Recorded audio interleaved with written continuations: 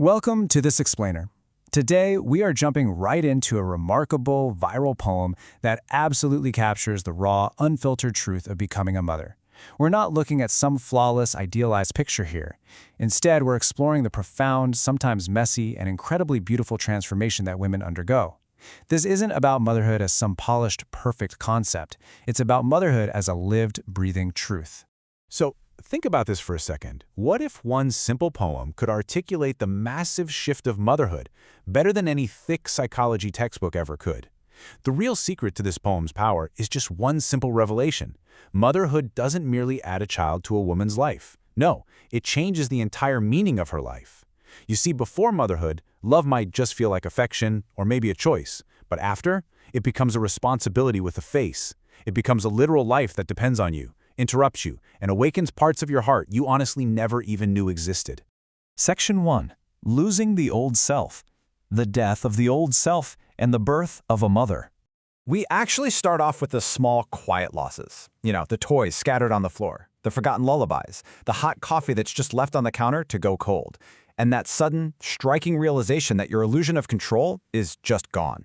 Before becoming a mother, a woman's life and her thoughts belong mostly to herself. But after, even her quietest thoughts are constantly interrupted by love. A mother might meticulously plan out her day, but a child will completely rewrite it with a single tear or a sudden hunger pang. The home becomes, well, a lot less orderly, but infinitely more alive. Society loves to praise women for elegant composure, but let's be real. Motherhood has absolutely zero respect for composure. It brings sticky fingers, loud demands, and those sudden, unpredictable public embarrassments. It fundamentally shifts a woman from a life arranged for mere appearance to a life that is completely reorganized by love. But Maya Angelou hit the nail right on the head here. She beautifully captures how that old self isn't actually destroyed. Instead, it's more like she's buried, like a seed. Motherhood takes that old mirror away and replaces it with a window. It presses a woman deep into the soil of fatigue and labor. But out of all that chaos, another woman rises, one who is wider, so much more merciful, and honestly, far fiercer than before. Moving on to Section 2, the body as a vessel, finding love through exhaustion and physical sacrifice. Let's be totally candid for a minute. The raw physical reality of this transformation is absolutely staggering. The poem doesn't shy away from it, and neither should we. You'll be puked on, pooped on, chewed on, and peed on. Super glamorous stuff, right? But there is actually a profound meaning hidden right in the middle of this mess. Because a child enters the world completely helpless, a mother literally cannot love only in theory. Her love has to become physical way before it becomes philosophical. These messy, exhausting realities, the endless sleepless nights, the constant draining vigilance, they actually prove intimacy. By choosing to stay through every single unpleasant moment, a mother is laying down the unshakable foundation of lifelong attachment. Mother Teresa once offered a really striking reminder about this. The world so often expects holiness to appear grand, shining, and perfect. But sacredness is frequently hidden right inside service. To clean a child after sickness, to force yourself to stay awake beside a fever when your own body is just begging for sleep, that is love made visible. The exhausted mother reveals one of the absolute purest forms of love known to humanity. Section 3. The unexpected fear. The vulnerability of a love you cannot completely protect. And that brings us to a realization that is, quite frankly, terrifying for every mother. Before motherhood, fear kind of comes and goes. But after motherhood, fear has a face. When a baby is in pain, that pain enters the mother's chest before it even reaches the outside world. And this isn't a sign of weakness, it's simply love recognizing danger. A mother suddenly knows the sheer, terrifying fragility of the life placed in her care, and she realizes, often with a sudden shock, that she literally cannot protect her child from everything the world is going to throw at them. Corrie ten Boom points out something crucial here. Motherhood forces this extreme vulnerability. It shifts the thought from a distant, "a child is hurting," to an immediate, "my child is hurting." And that one word, "my," it changes absolutely everything. It brings a mother right to the edge of her own limits, forcing her to realize that love simply cannot control life.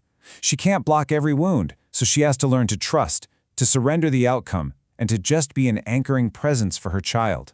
Section 4. Heart outside the body. Crossing into a love no longer protected by distance. We have arrived at what I'd call the emotional climax of this entire transformation. A mother's heart no longer stays safely tucked away inside her chest. Instead, it walks, it falls, it smiles, and it suffers out there in the fragile body of her child. The mother crosses into a type of love that has absolutely no protective distance. Her child becomes a living part of her, moving through a world totally exposed to danger, misunderstanding, but also wonder. From this point on, she is never completely alone, and she is never completely untouched again. Emily Dickinson framed this so beautifully and poetically.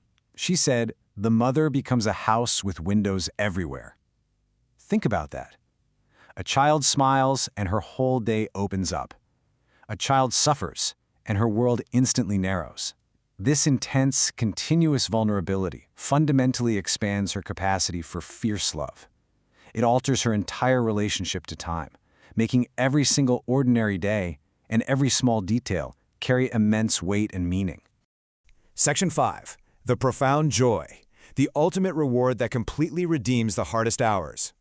Now, despite all the immense, heavy sacrifices we've been talking about, we have to turn toward the wonder that makes the whole shebang worthwhile.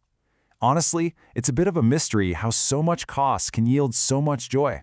But a simple grin from a child, it can literally make an entire room bloom. A mother might be completely exhausted, totally discouraged, but one single smile proves that those difficult hours were filled with meaning. It tells her that her love has actually reached its destination. It's not a payment, it's grace. This deep, powerful bond, built on a foundation of completely ordinary days, quiet walks, and silent sacrifices, it allows a woman to witness human growth incredibly intimately. As Beatrix Potter noted, children return wonder to the world. Through their young eyes, a mother gets to see clouds, animals, and stories as if for the very first time. Surprisingly enough, motherhood actually gives back a kind of innocence to the very person doing all the protecting. Ultimately, this profound transformation just kind of happens, entirely without asking for permission. A mother becomes divided and enlarged at the exact same time. She might never sit down and list out every night she laid awake worrying, or every personal comfort she willingly surrendered. But love leaves evidence, for sure. It leaves an incredibly powerful legacy hidden behind countless invisible everyday acts. And sometimes, maybe years and years later, it finally appears as a child realizing, wow, she loved me more than I knew. As we wrap up our look at the lived truth of motherhood, I want to leave you with a provocative thought to really ponder today. Have you thanked the woman whose heart walks outside her body? I want you to think about the invisible sacrifices made by the mothers around you right now. How will you recognize, validate, and truly honor them today? Thanks so much for joining me on this deep dive into the profound reality of motherhood, and I'll catch you next time.